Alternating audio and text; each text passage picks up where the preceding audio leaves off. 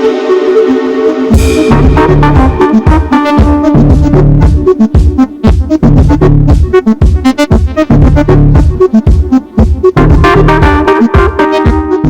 പ്രേക്ഷകർക്കും നമസ്കാരം.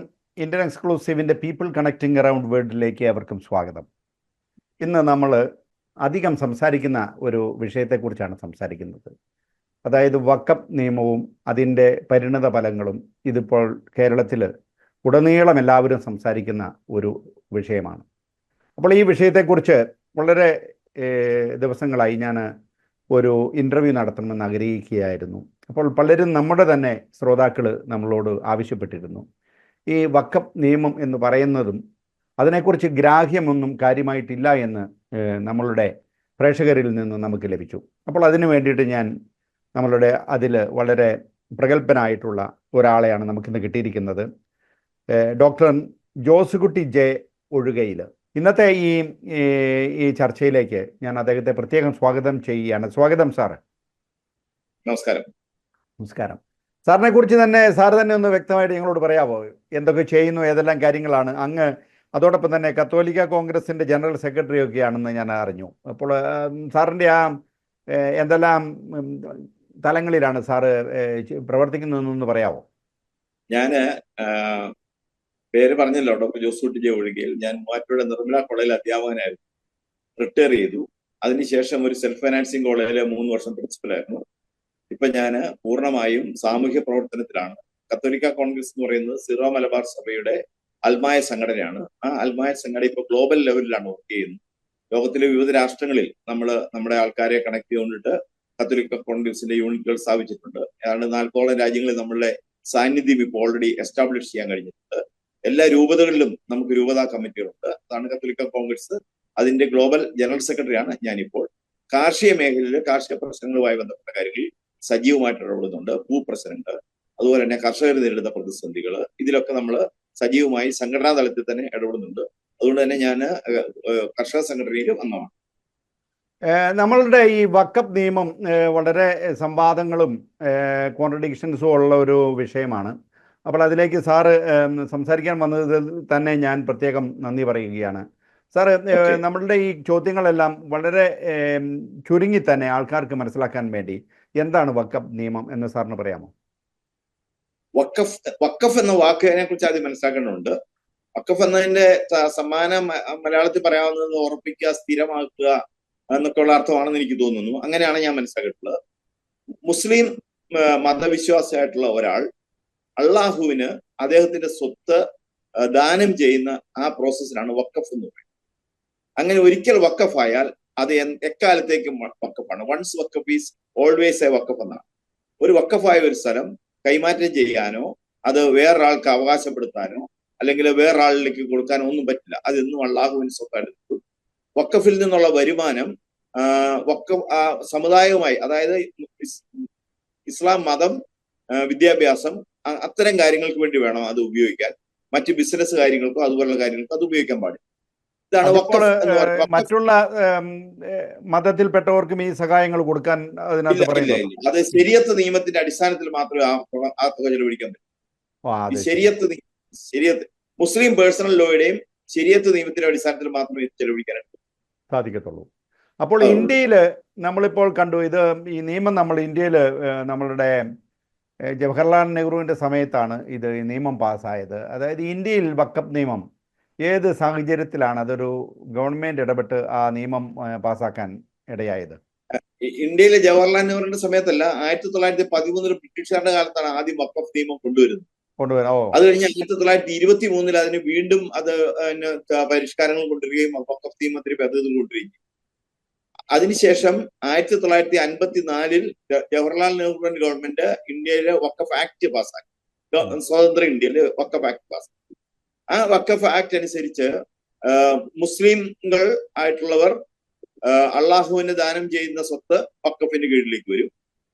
വിഭജന കാലത്ത്, ഇന്ത്യ പാകിസ്ഥാൻ വിഭജന കാലത്ത് പാകിസ്ഥാനിലേക്ക് പോയ ആളുകൾ ഇന്ത്യയിൽ ഉപേക്ഷിച്ച് പോയ സ്വത്തുകൾ ഈ ഭാഗത്തേക്ക് വരും. അതുപോലെ തന്നെ മറ്റു ചില സ്ഥിരമായി മുസ്ലിങ്ങൾ ഉപയോഗിച്ചുകൊണ്ടിരിക്കുന്ന സ്ഥലം വഖഫിന്റെ അധീനതയിലേക്ക് വരും.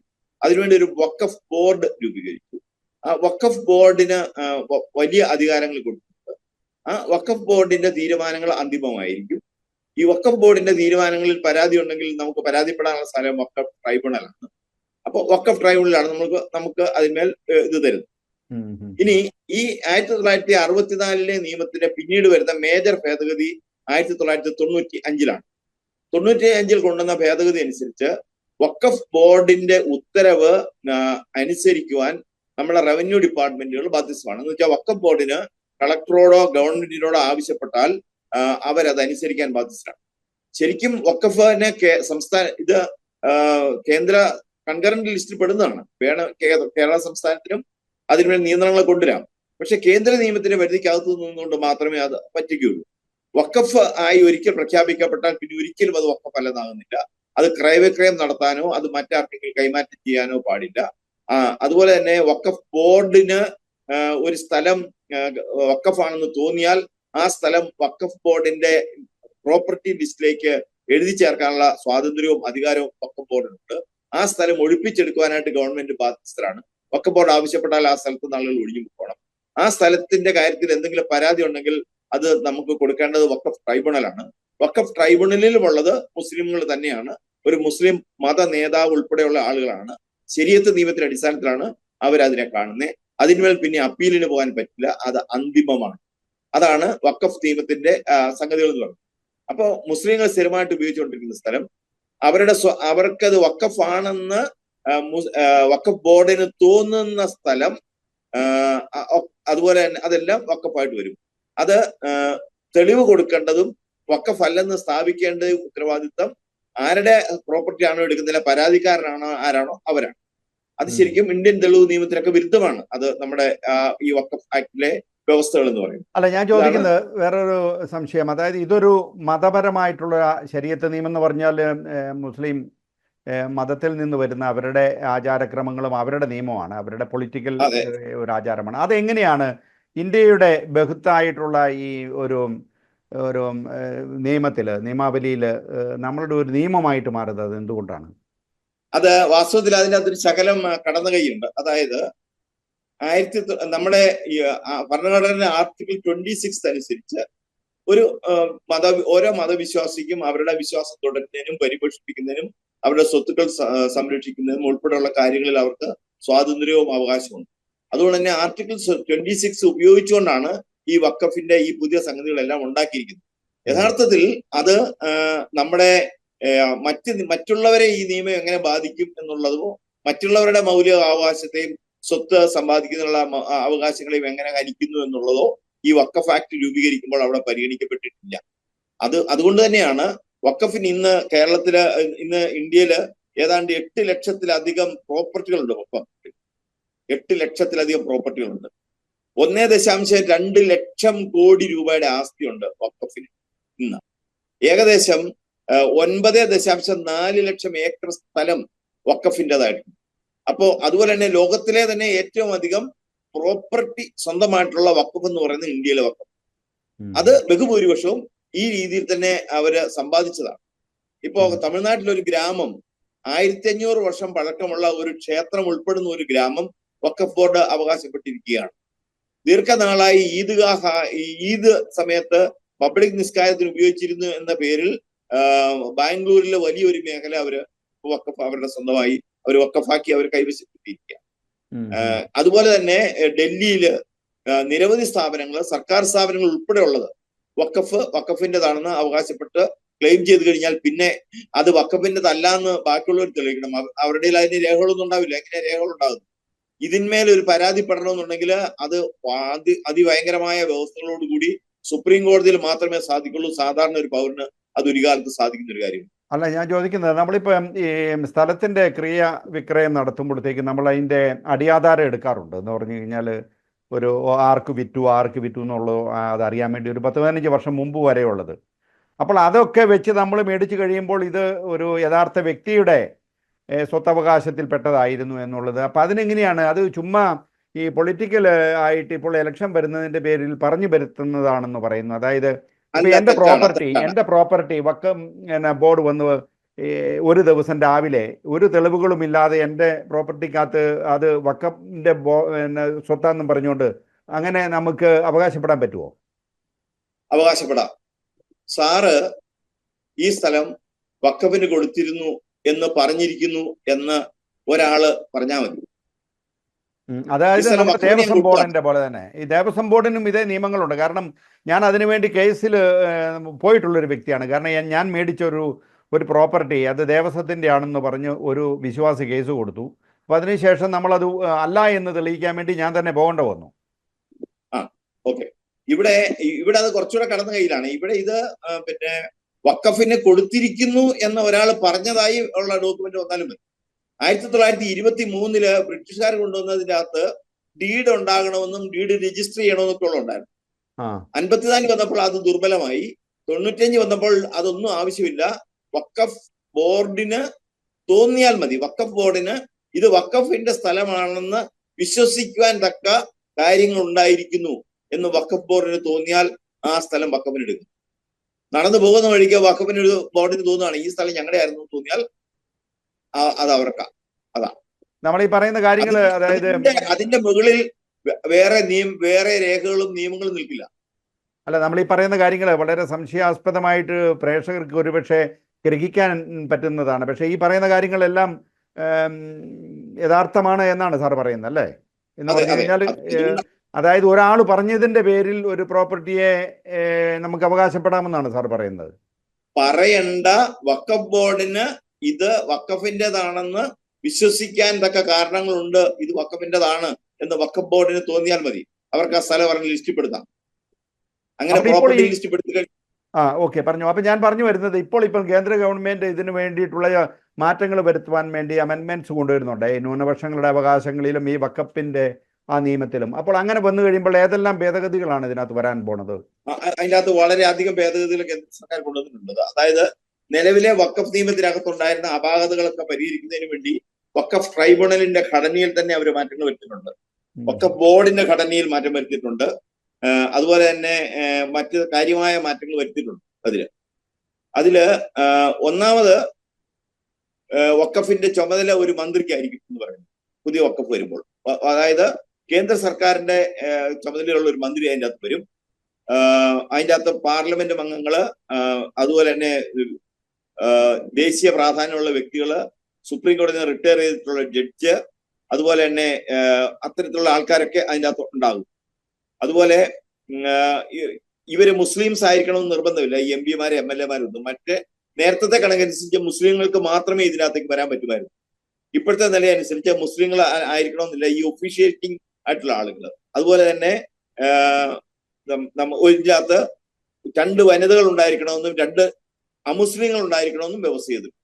അല്ല, ഞാൻ പറയുന്നത് അങ്ങനെ ഒരു നിയമം കൊണ്ടുവരുമ്പോഴത്തേക്കും അത് ഒരു മതസ്വാതന്ത്ര്യത്തിന്റെ, അതായത് ഒരു മതത്തിന്റെ ചട്ടക്കൂടിനകത്തിരിക്കുന്ന ചില, അത് എത്ര ആണെങ്കിലും ഏതെല്ലാം കിരാതമാണെങ്കിലും എന്ത് നിയമങ്ങളാണെങ്കിലും അതിനകത്ത് കയറിയുള്ള ഒരു കടന്നുകയറ്റമല്ലേ ഇത്? അല്ല, ഇത് അതിനകത്ത് കടന്നുകയറ്റമല്ല. അതെന്താന്ന് വെച്ച് കഴിഞ്ഞാല് ഇത് വഖഫ് ആക്കിയിരിക്കുന്നു എന്ന് പറയുന്ന പ്രോപ്പർട്ടിയുടെ യാഥാർത്ഥ്യം എന്താണ്, അത് വഖഫ് ആക്കിയിരിക്കുന്നതാണോ, ആ നടപടികളിൽ എന്തെങ്കിലും പരാതി ഉണ്ടോ, ഇതിന്റെ ഉടമസ്ഥനായിട്ടുള്ള ആളിന് നീതി ലഭിച്ചിട്ടുണ്ടോ തുടങ്ങിയ കാര്യങ്ങൾ ഉറപ്പുവരുത്തുന്നതിന് വേണ്ടിയിട്ടാണ്. മുൻ നിയമത്തിൽ അത്തരം സംഗതികൾ ഇല്ലായിരുന്നു. അത് വഖഫ് ബോർഡിന് ഏകപക്ഷീയമായിട്ടുള്ള തീരുമാനങ്ങൾ എടുക്കാമായിരുന്നു. ആ തീരുമാനങ്ങളിൽ അപ്പീലിന് പോകാൻ പറ്റില്ലായിരുന്നു. വഖഫ് ട്രൈബ്യൂണലിന് മാത്രമാണ് അതിൽ തീരുമാനം എടുക്കാനുണ്ടായിരുന്നത്. വഖഫ് ട്രൈബ്യൂണലിന്റെ കോൺസ്റ്റിറ്റ്യൂഷനകത്ത് ഉണ്ടായിരുന്നതും മുസ്ലിം മത പണ്ഡിതരും ആ തരത്തിലുള്ള ആൾക്കാരാണ്. അവരെല്ലാം മുസ്ലിംസ് ആയിരുന്നു. അതുകൊണ്ട് അവർക്ക് ധാരാളം ആളുകൾക്ക് നീതി നിഷേധിക്കപ്പെട്ടിട്ടുണ്ട്. അതുപോലെ വനിതകൾക്ക് ഉള്ള നീതി നിഷേധിക്കപ്പെട്ടിരുന്ന സാഹചര്യമുണ്ട്. അതുകൊണ്ട് ഇത്തവണ ഇതിനകത്ത് 2 വനിതകൾ ഉണ്ടായിരിക്കണമെന്ന് പറഞ്ഞിട്ടുണ്ട്. അതുപോലെ തന്നെ ഗവൺമെന്റ് പ്രോപ്പർട്ടി ഒരു കാരണവശാലും വഖഫിന് ഏറ്റെടുക്കാൻ പാടില്ല എന്ന് പറഞ്ഞിട്ടുണ്ട്. മറ്റേ ഗവൺമെന്റ് പ്രോപ്പർട്ടിയോ ഇന്ത്യയിലെ ഏത് പ്രോപ്പർട്ടിയും അവർക്ക് എടുക്കാമായിരുന്നു. ഇപ്പോൾ അത് പറ്റില്ല. ഗവൺമെന്റ് പ്രോപ്പർട്ടി ആണെങ്കിൽ അത് വഖഫിന് എടുക്കാനായിട്ട് പറ്റില്ല. അതുപോലെ തന്നെ വഖഫ് ചെയ്തിരിക്കുന്നു എന്നതിന് വ്യക്തമായ ഡോക്യുമെന്റ്സും രേഖകളും ഉണ്ടാകണം. വെറുതെ വഖഫാണെന്ന് പറഞ്ഞാൽ പോരാ. അതുപോലെ 5 വർഷമെങ്കിലും മുസ്ലിം മതവിശ്വാസമായിട്ടിരിക്കുന്ന ഒരാള് നൽകുന്ന അത് മാത്രമേ വഖഫായിട്ട് സ്വീകരിക്കുള്ളൂ എന്ന് പറഞ്ഞിട്ടുണ്ട്. അങ്ങനെ അതുപോലെ അപ്പീൽ ചെയ്യാനുള്ള സ്വാതന്ത്ര്യം പുതിയ നിയമം അനുസരിച്ച് നൽകുന്നു. നമുക്ക് സിവിൽ കോടതിയിൽ ഇതിനെതിരെ അപ്പീൽ കൊടുക്കാം. മറ്റേ നമുക്ക് അതൊന്നും പറ്റില്ലായിരുന്നു. നമുക്ക് ട്രൈബ്യൂണലിന്റെ വിധി വന്നു കഴിഞ്ഞാൽ പിന്നെ നമുക്ക് അപ്പീലിന് പോകാനുള്ള ഒരു മാർഗമില്ലായിരുന്നു. ഇപ്പോൾ അതല്ല. ഇപ്പോൾ ഇത് നമുക്ക് അപ്പീലിന് പോകാനായിട്ടുള്ള സ്വാതന്ത്ര്യം വന്നിട്ടുണ്ട്. അതുപോലെ തന്നെ കൃത്യമായ വിചാരണയും വിലയിരുത്തലും നടത്തിയതിനു ശേഷം മാത്രമേ വഖഫിന്റെ കസ്റ്റഡിയിലേക്ക് അത് കൊടുക്കുകയുള്ളൂ. മറ്റേത് നേരെ വഖഫ് ആവശ്യപ്പെട്ടാൽ അപ്പോൾ തന്നെ ഗവൺമെന്റ് ആ പ്രോപ്പർട്ടി വഖഫിന് കൊടുക്കണമായിരുന്നു. എന്നിട്ട് രണ്ടാമതാണ് നമ്മൾ പുറകെ ചെന്ന് പറഞ്ഞത് നമ്മൾ തിരിച്ചു വാങ്ങും. ഇപ്പൊ അത്തരം സംഗതികളൊന്നും നടക്കില്ല. അപ്പൊ നമുക്ക് അതുകൊണ്ട് കുറച്ചുകൂടെ ജനങ്ങൾക്ക് കുറച്ചുകൂടെ നീതി കിട്ടും. എന്നാൽ വഖഫാണെന്ന് കൃത്യമായ ഡോക്യുമെന്റ് ഉണ്ടെങ്കിൽ പിന്നെ അതിന്മേൽ ആർക്കൊന്നും ചെയ്യാൻ പറ്റുകയില്ല. ഒരു സാധനം വഖഫ് ചെയ്തിരിക്കുന്നു എന്ന് കൃത്യമായ ഒരു ഡോക്യുമെന്റ് ഉണ്ടെങ്കിൽ പിന്നെ അതിനൊന്നും ചെയ്യാനും പറ്റില്ല. അതാണ് ഇപ്പോഴത്തെ പുതിയ വ്യവസ്ഥാപിതമായി വന്നിട്ടുള്ളതിലെ ഏറ്റവും പ്രധാനപ്പെട്ട മാറ്റം. അപ്പോൾ നമ്മുടെ ഇനി നമ്മൾ മുനമ്പത്തേത്ത് വന്നു കഴിയുമ്പോഴത്തേക്കും മുനമ്പത്ത് കാണുന്ന ആ സംഭവത്തിൻ്റെ അപ്പം ഞാൻ മനസ്സിലാക്കിയ അതനുസരിച്ച് 1950 ഒരു സേട്ട് ഫാമിലിയിൽ, അദ്ദേഹത്തിൻ്റെ പേര് ഞാൻ ഓർക്കുന്നില്ല, അപ്പോൾ അദ്ദേഹം ഒരു വഖഫായിട്ട് അതേസമയം ഒരു ദാന ഡീഡാണ് കൊടുത്തിരിക്കുന്നത്, അതായത് ഫറൂഖ് കോളേജിന്. അപ്പോൾ അത് ആ കമ്മിറ്റിക്ക്, അതായത് അവരത് വിൽക്കുകയും, അപ്പോൾ അങ്ങനെ ഈ 404 ഏക്കറിൽ നിന്ന് പിന്നീടുണ്ടായിട്ടുള്ള വിവാദങ്ങളിൽ ഒരു സമവായം അന്വേഷിച്ചുകൊണ്ട് അത് വിൽക്കുകയും അതിന് പട്ടയം കൊടുക്കുകയും ഗവൺമെൻറ് ഓർഡർ ചെയ്യുകയും ഇതൊക്കെയാണെന്നാണ് എനിക്ക് മനസ്സിലാക്കിയിരിക്കുന്നത്. പക്ഷെ അതിനെക്കുറിച്ച് സാറ് പറയുമ്പോൾ ഒന്ന് വ്യക്തമായിട്ട് പറയാമോ, അതെ എന്താണ് അവിടെ സംഭവിക്കുന്നത് എന്നുള്ളത്? അതായത് 1902 സത്താർ സേട്ടിന് രാജാവ് പാട്ടത്തിന് നൽകിയ സ്ഥലമാണ് ഈ ഭൂമി. അത് നമ്മുടെ തിരുവിതാംകൂർ രാജാവ് നമ്മുടെ അന്നത്തെ ക്ഷേമത്തിന് വേണ്ടിയിട്ട് കൊടുക്കുന്നു. അതെ, അങ്ങനെ പാട്ടത്തിന് നൽകിയ ഭൂമി എന്ന് പറയുന്നത് അതുകൊണ്ട് തന്നെ വഖഫ് ചെയ്യാൻ പാടുള്ളതല്ല. കാരണം അദ്ദേഹത്തിന് സ്വന്തമല്ല, അത് രാജാവ് പാട്ടത്തിന് നൽകിയാണ്. ഇനി രണ്ടാമത്തെ സംഗതി, അങ്ങനെ പാട്ടത്തിന് നൽകിയ ഭൂമി ഫറൂഖ് കോളേജിന് വിദ്യാഭ്യാസ ആവശ്യങ്ങൾ നടത്തുന്നതിന് വേണ്ടി ഈ സത്താർ സേട്ട് നൽകുന്നു. അപ്പൊ അത് അന്ന് എഴുതിയ ആധാരത്തിൽ വഖഫായി നൽകുന്നു എന്ന് മാത്രമേ അതിനകത്ത് എഴുതൂ. എന്ന് വെച്ചാൽ അത് ഈ വഖഫ് ആയിട്ട് ദാനം ചെയ്തു എന്ന അർത്ഥത്തിലല്ല അത് കൊടുത്തു. കാരണം അത് വ്യവസ്ഥകളോട് കൂടിയുള്ള ആധാരമാണ്. വഖഫായി നൽകുന്ന ഭൂമിയിൽ പിന്നെ യാതൊരു വ്യവസ്ഥകളും പാടില്ല. അത് ഒരിക്കൽ വഖഫായാൽ പിന്നെ എക്കാലവും അത് വഖഫായിരിക്കും. അതിന് ക്രയവിക്രയ സ്വാതന്ത്ര്യം പാടില്ല. ഇവിടെ ഫറൂഖ് കോളേജിന് കൊടുത്ത ആ എഗ്രിമെന്റിന്റെ അകത്ത് അല്ലെങ്കിൽ ആ ഡീഡിൽ പറയുന്നത് ഈ സ്ഥലം വിദ്യാഭ്യാസ ആവശ്യത്തിന് വേണ്ടി ഉപയോഗിക്കാം. ഏതെങ്കിലും കാലത്ത് ഫറൂഖ് കോളേജിന് വിദ്യാഭ്യാസത്തിന് വേണ്ടി ഉപയോഗിക്കാൻ പറ്റില്ലെങ്കിൽ, അല്ലെ ആവശ്യമില്ലാതെ വന്നു കഴിഞ്ഞാൽ അത് ഈ സ്ഥലം ദാനം ചെയ്ത സേട്ടിന്റെ അനന്തരാവകാശികൾക്ക് കിട്ടും എന്നും, അതേ സമയത്ത് ഫറൂഖ് കോളേജിന് ക്രയവിക്രയ അധികാരങ്ങൾ ഈ സ്ഥലത്ത് ഉണ്ടായിരിക്കും എന്ന് പറഞ്ഞാണ് കൊടുത്തിരിക്കുന്നത്. അങ്ങനെ ക്രയവിക്രയ അധികാരങ്ങൾ ഉണ്ടെന്ന് പറഞ്ഞിരിക്കുന്നത് അത് അടുത്ത തലമുറയിലേക്ക് കൈമാറ്റം ചെയ്യപ്പെടാൻ പറ്റും എന്ന് വ്യവസ്ഥ വെച്ചിരിക്കുന്ന ഒരു സ്ഥലം നിലവിലുള്ള വഖഫ് നിയമം അനുസരിച്ച് വഖഫ് ആവില്ല. പക്ഷേ വഖഫാണെന്ന് വഖഫ് ബോർഡിന് തോന്നിയാൽ ആ സ്ഥലം വഖഫാണ് എന്ന വ്യവസ്ഥ ഉപയോഗിച്ചുകൊണ്ടാണ് ഇപ്പോൾ ഈ സ്ഥലം അവര് വഖഫാണെന്ന് അവകാശപ്പെടുന്നത്. അവിടുത്തെ ജനങ്ങൾ ഇതിന്മേൽ പരാതിപ്പെടുകയും 1961 കേരളത്തിലെ കോടതി ഇത് വഖഫ് ഭൂമി അല്ലെന്നും ഇത് സ്വകാര്യ ഭൂമിയാണെന്നും ഇത് നമ്മുടെ ഫറൂഖ് കോളേജിന് ഇഷ്ടംപോലെ വിൽക്കുകയോ എന്ത് വേണമെങ്കിലും ചെയ്യാനുള്ള അവകാശമുള്ളതാണെന്നും പറഞ്ഞ് കോടതി വിധി ഉണ്ടായിരുന്നതാണ്. ആ കോടതി വിധിയും അവഗണിച്ചുകൊണ്ടാണ് ഇപ്പോൾ വഖഫ് ബോർഡ് ഈ സ്ഥലം അവരുടെ ലിസ്റ്റിൽപ്പെടുത്തിയിരിക്കുന്നത്. അവരുടെ ലിസ്റ്റിൽപ്പെടുത്തിയാൽ അവർക്ക് റവന്യൂ അധികാരികൾക്ക് നോട്ടീസ് കൊടുക്കാം ഈ സ്ഥലം തിരിച്ചെടുത്ത് കൊടുക്കണമെന്ന്. അങ്ങനെ റവന്യൂ അധികാരികൾ നോട്ടീസ് കൊടുത്തു കഴിഞ്ഞപ്പോൾ അവർ ഈ ആളുകളിൽ നിന്നും കരം വാങ്ങുന്നത് ജനങ്ങൾ അതിൻ്റെ മേൽ പ്രക്ഷോഭം ഉണ്ടായി കഴിഞ്ഞപ്പോൾ ഈ നിയമസഭയിൽ തന്നെ പറഞ്ഞതനുസരിച്ച് തൽക്കാലം ജനങ്ങളെ സമാധാനിപ്പിക്കാൻ വേണ്ടി ആൾക്കാരുടെ നിന്ന് കരം വാങ്ങാൻ തീരുമാനിച്ചു. കരം കിട്ടിയാൽ സർക്കാരിന് ലാഭമല്ലേ ഉണ്ടാകുകയുള്ളൂ എന്നാണ് അവിടെ നിയമസഭയിൽ തന്നെ പറഞ്ഞത്. അതാണ് ഇപ്പോൾ നിലനിൽക്കുന്ന സാഹചര്യം. ഈ നിലവിലുള്ള 404 ഏക്കറിൽ ഏകദേശം 300 ചില്ലുവാനം ഏക്കർ ഇപ്പൊ കടലെടുത്തോണ്ട് പോയി.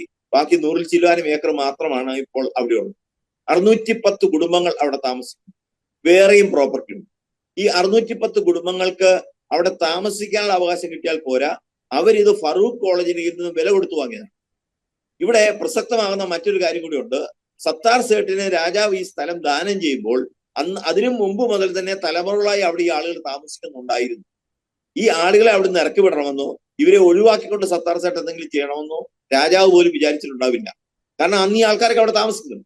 പക്ഷെ പിന്നീടാണ് ഈ ആളുകൾക്ക് മനസ്സിലാകുന്നത് ഇത് ഫറൂഖ് കോളേജിന് വിട്ടുന്നു. ഫറൂഖ് കോളേജ് ഇവരെ അവിടെ നിന്ന് കുടിയിറക്കാൻ വേണ്ടി ശ്രമിച്ചു കഴിഞ്ഞപ്പോഴാണ് ഇവർ കേസ് കൊടുക്കുന്നു, അതിനെതിരെ കോടതിയിൽ നിന്ന് വിധി വരികയും ഒക്കെ ചെയ്യുന്നു. അപ്പോൾ ഇതിൻ്റെ അകത്ത് തികച്ചും അവിടുത്തെ ജനങ്ങൾ എന്ന് പറയുന്നവർക്ക് അവരുടെ ജന്മഭൂമിയാണ്, അവർക്ക് നൂറ്റാണ്ടുകളായി അവകാശപ്പെട്ടുള്ളതാണ്. അതിന്മേൽ ഈ പ്രശ്നം ഉണ്ടായി കഴിഞ്ഞപ്പോൾ ഒരു ഒത്തുതീർപ്പ് എന്നുള്ള നിലയ്ക്ക് ഫറൂഖ് കോളേജ് പറഞ്ഞു, അങ്ങനെയാണെങ്കിൽ ഈ സ്ഥലം നിങ്ങൾ ഞങ്ങളുടെ നിന്ന് വില കൊടുത്ത് വാങ്ങാൻ പറഞ്ഞു. അങ്ങനെ വില കൊടുത്ത് ആധാരം ചെയ്ത് തീരാധാരം ചെയ്ത് വാങ്ങി പോക്കുവരവ് ചെയ്ത് ഇവരുടെ പേരിൽ കൂട്ടിയിരിക്കുന്ന സ്ഥലമാണ്. ആ സ്ഥലം ഒരു കാലത്തും വഖഫാവില്ല, വഖഫല്ലാതെ. അല്ല, ഇതിപ്പോൾ നമ്മൾ 2008 2009 നമ്മുടെ അച്യുതാനന്ദൻ്റെ കാലഘട്ടത്തിൽ ഒരു സർവേ വന്നായിരുന്നല്ലോ ഒരു ജഡ്ജ്. അപ്പൊ പിന്നെ വഖഫ് നേതാവ് ആവശ്യപ്പെട്ടതനുസരിച്ച് ഒരു സർവേ നടന്നപ്പോഴാണ് ഇതിൻ്റെ ഈ പ്രശ്നങ്ങളെക്കുറിച്ച്, അതുവരെയും ഇതിന് സാധാരണ വലിയ കാര്യമായിട്ടുള്ള പ്രശ്നങ്ങളില്ല എന്നാണ് നമ്മൾ ഇത് വായിക്കുമ്പോൾ മനസ്സിലാക്കുന്നത്. കാരണം ഇത് പക്ഷേ ഒരു 62 മുതൽ 85 വരെയും ഇതേക്കുറിച്ചുള്ള ഡിസ്പ്യൂട്ടുകൾ നടന്നു എന്നും പറയുന്നുണ്ട്, ഇതിനെക്കുറിച്ചുള്ള ഡിസ്പ്യൂട്ടുകൾ. അപ്പോൾ ഈ 2008 അച്യുതാനന്ദൻ സർക്കാർ നിസാർ കമ്മീഷനെ വെക്കുന്നത്. ഓക്കെ. അദ്ദേഹം അത് ഈ വഖഫ് ഭൂമിയാണെന്ന് അദ്ദേഹം ആ കമ്മീഷൻ അവിടെ വിധി എഴുതുകയാണുണ്ടായത്. അതിന് അദ്ദേഹം തെളിവുകൾ പരിശോധിച്ചിട്ടില്ല, മുഴുവൻ രേഖകളും പരിശോധിച്ചിട്ടില്ല.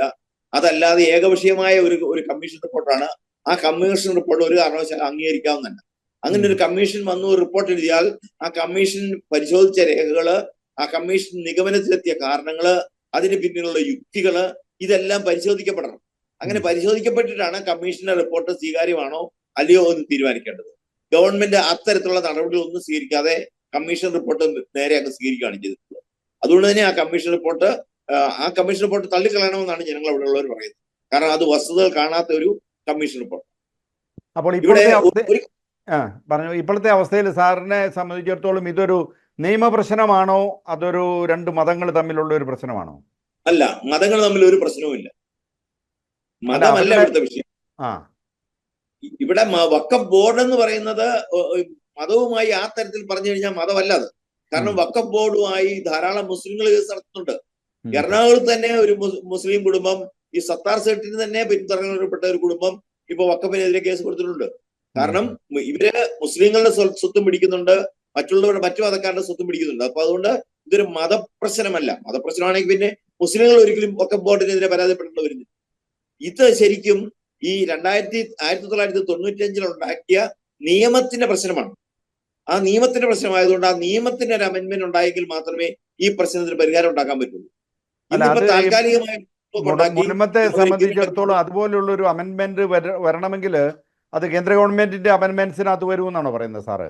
അതെ, കേന്ദ്ര സർക്കാർ അതിനുവേണ്ടിയാണ് ബില്ല് അവതരിപ്പിച്ചിരിക്കുന്നത്. അപ്പോൾ ഇതിന് കേരള ഗവൺമെന്റിന് എന്ത് ചെയ്യാൻ പറ്റും?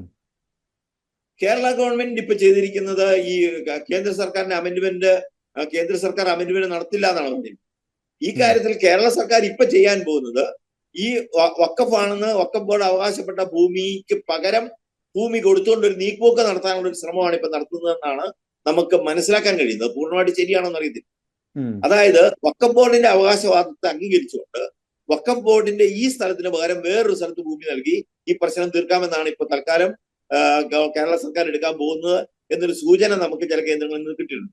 പക്ഷെ അതും ന്യായമല്ല. കാരണം എന്താണെന്ന് ചോദിച്ചു കഴിഞ്ഞാൽ വഖഫ് ബോർഡിന് അവകാശമില്ലാത്ത ഒരു സ്ഥലം വഖഫ് ബോർഡ് ഏകപക്ഷീയമായി അവകാശപ്പെട്ടതിന്റെ പേരിൽ ബാക്കി പൗരന്മാർക്കൂടെ അവകാശപ്പെട്ട ഭൂമി വഖഫ് ബോർഡിന് കൊടുത്തുകൊണ്ട് ഈ പ്രശ്നം തീർക്കാൻ പാടില്ല. ഇത് വഖഫ് ബോർഡിന്റെ ഭൂമി അല്ല എന്ന അസന്നിഗ്ധമായ തെളിവാണ് ഉണ്ടായത്. അതിന് നിലവിലുള്ള നിസാർ കമ്മീഷൻ റിപ്പോർട്ട് തള്ളിക്കളഞ്ഞുകൊണ്ട് പുതിയൊരു കമ്മീഷനെ വെക്കുകയും ആ കമ്മീഷന്റെ അകത്ത് മുസ്ലിങ്ങളും അല്ലാത്ത ആൾക്കാരും അതിൻ്റെ അകത്ത് ഉണ്ടാകണം. കാരണം ഇതിന്റെ അകത്ത് അഫക്റ്റഡ് പാർട്ടീസ് എന്ന് പറയുന്നത് ക്രിസ്ത്യാനികളും ഹിന്ദുക്കളുമാണ്. അപ്പൊ മുസ്ലിങ്ങൾ അല്ലാത്ത ആൾക്കാരും കൊണ്ട് ഉൾപ്പെടുന്ന ഒരു വിദഗ്ധ സമിതിയെ ഈ വഖഫ് ഭൂമിയെ സംബന്ധിച്ച കാര്യങ്ങൾ പഠിക്കുന്നതിന് നിയോഗിക്കണം എന്നൊരു കമ്മീഷന് വേണ്ടി.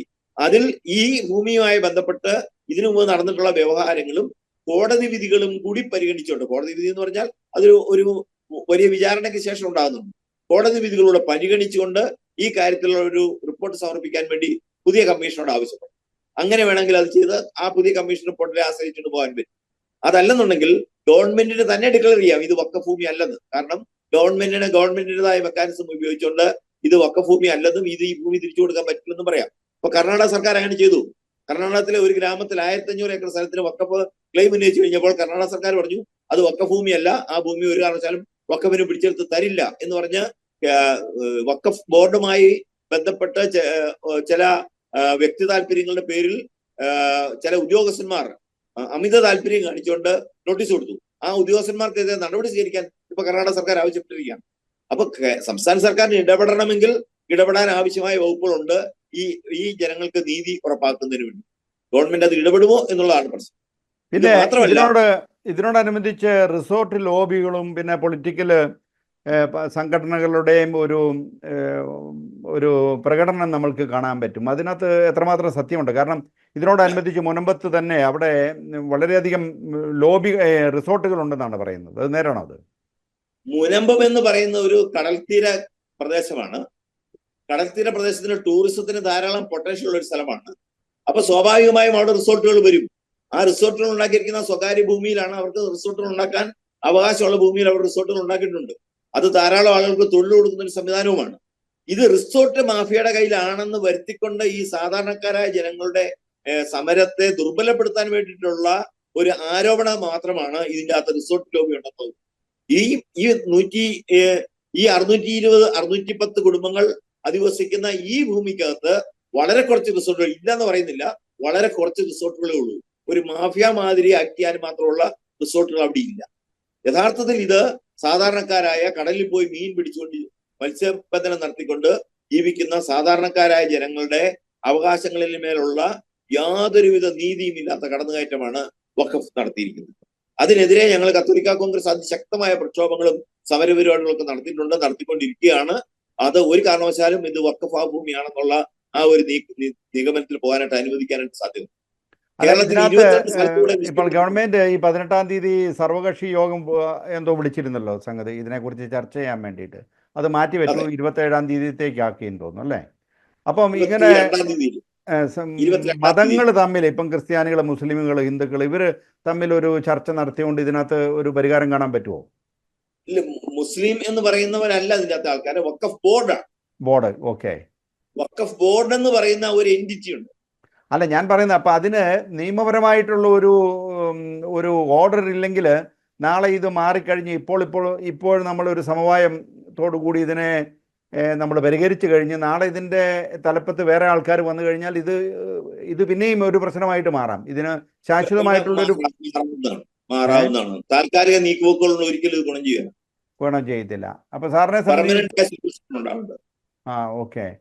അപ്പം ആ പെർമനന്റ് സൊല്യൂഷൻ ഒരു വാക്ക് പറയാനുണ്ട്. ആ പെർമനന്റ് സൊല്യൂഷൻ ഏത് സ്വഭാവത്തിലുള്ളതായിരിക്കണം എന്നുള്ളതാണ്. കാരണം എന്തുകൊണ്ടാണ് ഇങ്ങനെ ഒരു പ്രശ്നം ഉണ്ടായതെന്ന് ചോദിച്ചു കഴിഞ്ഞാൽ അത് ആ നിയമത്തിന്റെ പ്രശ്നങ്ങൾ കൊണ്ടാണ് ഉണ്ടായത്.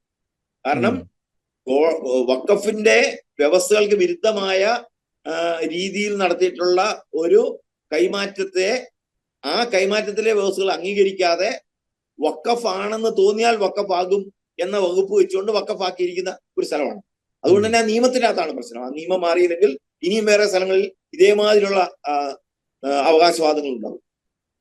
അപ്പോൾ ഈ കേന്ദ്ര ഗവൺമെന്റിന്റെ ആ ബില്ലിനെതിരായിട്ട് നമ്മുടെ ഇപ്പം പ്രതിപക്ഷവും ഭരിക്കുന്ന പക്ഷവും ഒന്നിച്ചാർന്ന് അത് പ്രമേയം പാസ്സാക്കിയിരിക്കുന്നത്. അപ്പോൾ അവരെ സംബന്ധിച്ചിടത്തോളം ഈ വഖഫ് ഇതിനെതിരായിട്ടുള്ള എല്ലാ മാറ്റങ്ങൾക്കും എതിരാണെന്നുള്ളതാണ്. അതായത് പ്രതിപക്ഷവും ഭരണകക്ഷിയും ഒക്കെ കൂടിയിട്ടാണ് ഈ പ്രമേയം പാസ്സാക്കിയിരിക്കുന്നത്. അപ്പോൾ ഇങ്ങനെയുള്ള ഒരു അവസരത്തിൽ കേരള ഗവൺമെന്റ് എന്തെങ്കിലും ചെയ്യാൻ പറ്റുമോ ഈ സർവകക്ഷി യോഗം വിളിച്ചതുകൊണ്ട്? തീർച്ചയായും കേരള ഗവൺമെന്റിന് പല കാര്യങ്ങളും ചെയ്യാനായിട്ട് പറ്റും. ഒന്നാമത് നിയമസഭ ഏകപക്ഷീയമായ പ്രമേയം പാസ്സാക്കിയത്, ആ പ്രമേയം പാസ്സാക്കുന്നതിന്റെ പിന്നിലുള്ള ഉദ്ദേശലക്ഷ്യം എന്താണെന്ന് ജനങ്ങളെ ബോധ്യപ്പെടുത്തണം. കാരണം ഇതിപ്പോ മുസ്ലിം ആണെന്ന് കേൾക്കുമ്പോൾ തന്നെ ഒരുതരം വോട്ട് ബാങ്ക് പ്രീണനത്തിന്റെ ഭാഗമായിക്കൊണ്ട് എന്താണെങ്കിലും ഞങ്ങൾക്ക് വിരോധമില്ല എന്നുള്ള ഒരു സമീപനമാണ് എടുക്കുന്നത്. അത് കേരളത്തിലെ ഒരു നിലനിൽക്കുന്ന ഒരു മതസൗഹാർദ്ദ അന്തരീക്ഷത്തിന് സംസ്ഥാന സർക്കാരും പ്രതിപക്ഷവും ഒരുപോലെ കുറ്റവാളികളായിക്കൊണ്ട് തുരങ്കം വെക്കുന്ന, ഇവിടെ മതസ്പർദ്ധ വളർത്തക്ക തരത്തിലുള്ള ഒരു നീക്കമാണ് അവർ നടത്തിയിരിക്കുന്നത്. അത് വളരെ ഗൗരവമായ, അങ്ങേയറ്റം മനുഷ്യത്വരഹിതമായ ഒരു സമീപനമാണ്, ജനാധിപത്യ വിരുദ്ധമായ സമീപനമാണ്. ഈ ജനാധിപത്യ വിരുദ്ധമായ സമീപനം തിരുത്തുവാൻ ഭരണകക്ഷിയും പ്രതിപക്ഷവും ഒരുപോലെ ബാധ്യസ്ഥരാണ്.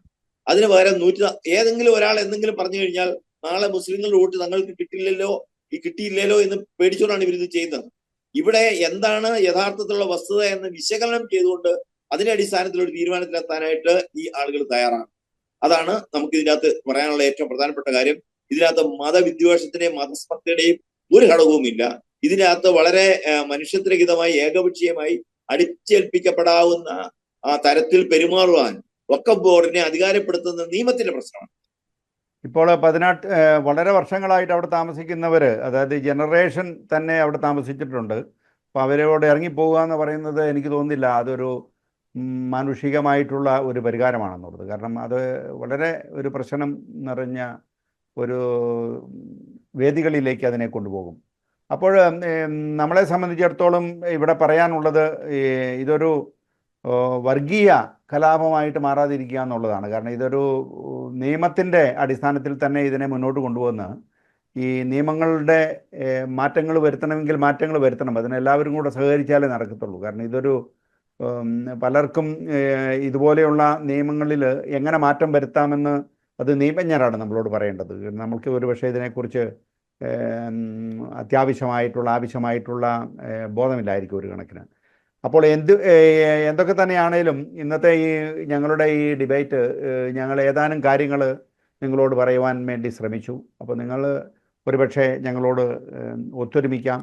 ഒരുപക്ഷെ നിങ്ങൾ ഞങ്ങളുടെ ഈ അഭിമുഖത്തോട് വ്യത്യസ്തരായിരിക്കാം, എതിരഭിപ്രായങ്ങൾ പറയാം. പക്ഷേ ഞങ്ങളുടേതായിട്ടുള്ളൊരു അഭിപ്രായം ഇതിലൂടെ നിങ്ങൾക്ക് വേണ്ടിയിട്ട്, നിങ്ങളുടെ സഹായത്തിന് വേണ്ടി ഈ കാര്യങ്ങളെക്കുറിച്ച് മനസ്സിലാക്കി അത് മുന്നോട്ട് പോവുക എന്നുള്ളതാണ്. അപ്പോൾ സാറിന് ഇനി കൂടുതൽ എന്തെങ്കിലും പറയാനുണ്ടോ? ഇതിൽ കൂടുതൽ പറയാനുള്ളത്, ഇത്തരം ഈ നിയമ ഭേദഗതി ഉണ്ടാകുന്നില്ലെങ്കിൽ ഇനിയും ഇതുപോലുള്ള ധാരാളം കേസുകൾ ഉണ്ടാകാൻ പോവുകയാണ്. തളിപ്പറമ്പ് എന്ന് പറയുന്ന നഗരം വഖഫിന്റെ ആണെന്ന് അവകാശം ഉന്നയിച്ചു കഴിഞ്ഞു. മുനമ്പം എന്ന് പറയുന്ന വഖഫ് തയ്യാറാക്കിക്കുന്ന ലിസ്റ്റിലെ 15ാമത്തെയാണ്. 22 എണ്ണം വരെ ഉണ്ടെന്നാണ് നമുക്ക് മനസ്സിലാക്കുന്നത്. അപ്പൊ ഇന്നിപ്പോ പുതുതായിട്ട് മാനന്തവാടിയില് അവിടെ ഒരു ഗ്രാമത്തില് ഏതാനും സ്ഥലം വഖഫിന്റെ ആണെന്ന് പുതിയ അവകാശവാദം ഉന്നയിച്ചിരിക്കുകയാണ്.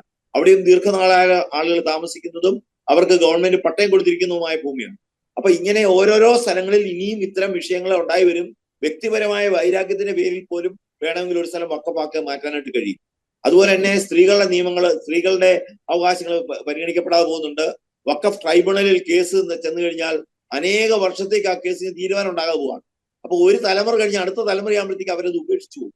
അങ്ങനെ കാലതാമസം വരുത്തിക്കൊണ്ട് സ്ഥലത്തിന്മേൽ അവകാശവാദം ഉന്നയിക്കുന്നവർക്ക് അത് യഥാർത്ഥത്തിൽ ക്ലെയിം ചെയ്തെടുക്കാൻ പറ്റാത്ത രീതിയിൽ കാലതാമസം വരുത്തുന്നത് ഉൾപ്പെടെയുള്ള വലിയ ഗൂഢതന്ത്രങ്ങൾ ഇതിന്റെ പിന്നിലുണ്ട്. അതുകൊണ്ട് തന്നെ വഖഫ് നിയമത്തിൽ കാലോചിതമായ മാറ്റം ഇപ്പോൾ കേന്ദ്ര സർക്കാർ പ്രപ്പോസ് ചെയ്തിരിക്കുന്ന മാതിരി കൊണ്ടുവരണം. അതിനോട് രാഷ്ട്രീയ പാർട്ടികൾ ക്രിയാത്മകമായി സമീപിക്കുക. അതാണ് ഞങ്ങൾക്ക് പറയാനുള്ളത്. അപ്പോൾ ഇത്രയും നേരം ഞങ്ങളോട് ശ്രവിച്ച, നമ്മളോട് സംസാരിച്ച ഡോക്ടർ ജോസ്കുട്ടി ജെ ഒഴികയിലിന് ഞാൻ പ്രത്യേകം നന്ദി പറയുകയാണ്. സാറെ പരിചയപ്പെട്ടതിൽ സന്തോഷം. അപ്പോൾ നമ്മളുടെ ഇന്നത്തെ ഈ അഭിമുഖം നന്നായിട്ട് വന്നു എന്ന് ഞാൻ വിചാരിക്കുന്നു. അപ്പോൾ നിങ്ങൾക്കെല്ലാവർക്കും നന്ദിയും ഞങ്ങളെ ശ്രവിച്ചതിന് നന്ദി പറഞ്ഞുകൊണ്ട് നമസ്കാരം. ഓക്കെ, നമസ്കാരം.